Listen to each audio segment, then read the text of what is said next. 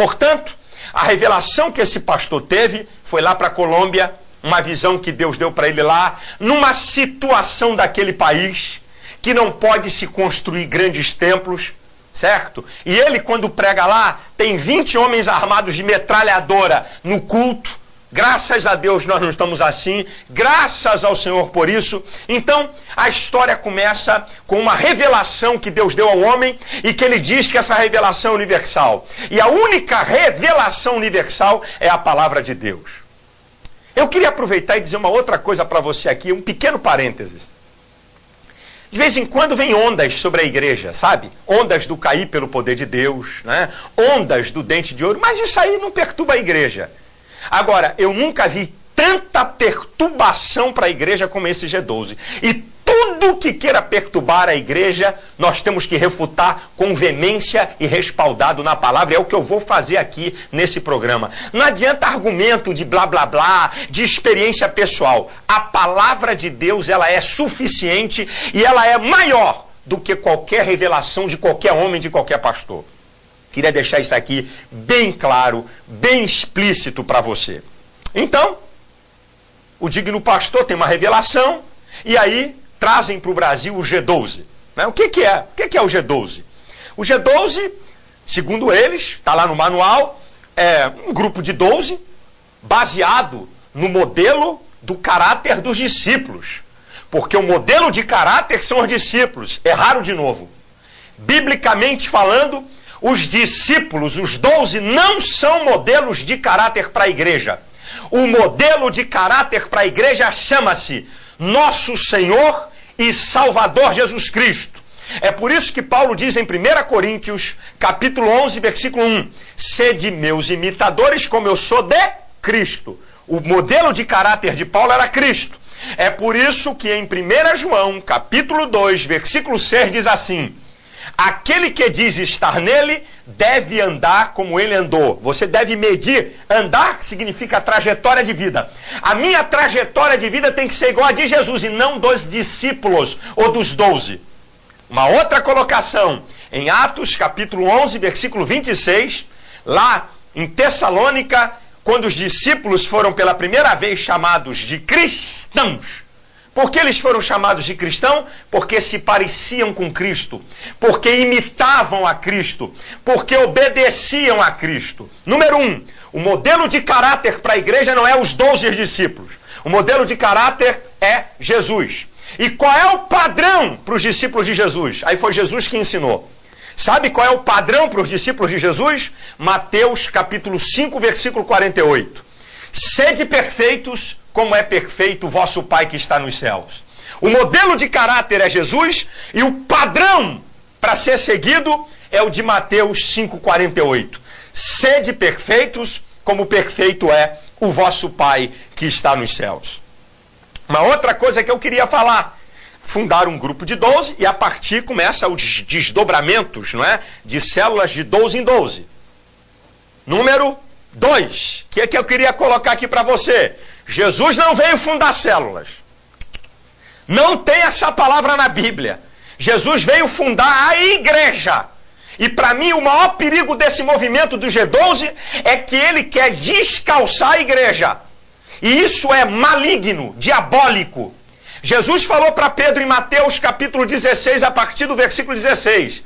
Tu és Pedro, tu és uma pedrinha, e sobre esta pedra eu edificarei a minha igreja, e as portas do inferno não prevalecerão contra ela.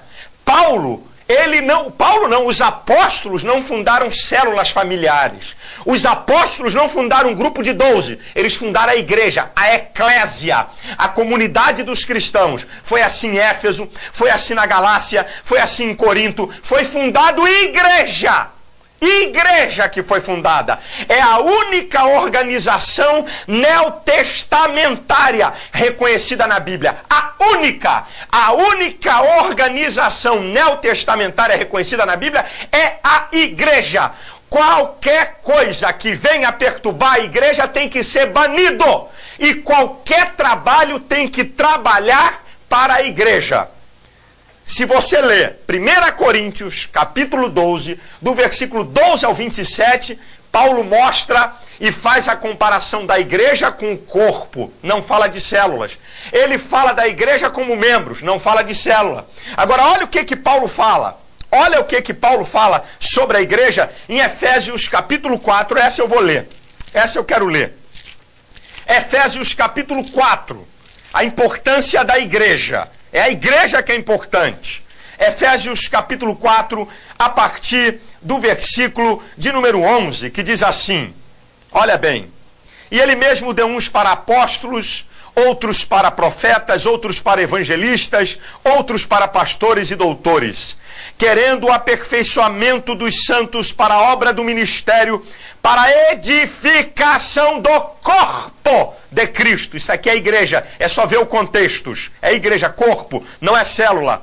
Até que todos cheguemos à unidade da fé, ao conhecimento do Filho de Deus, a varão perfeito, à medida da estatura completa de Cristo, para que não sejamos mais meninos inconstantes, levados em roda por todo o vento de doutrina, pelo engano dos homens, que com astúcia enganam fraudulosamente.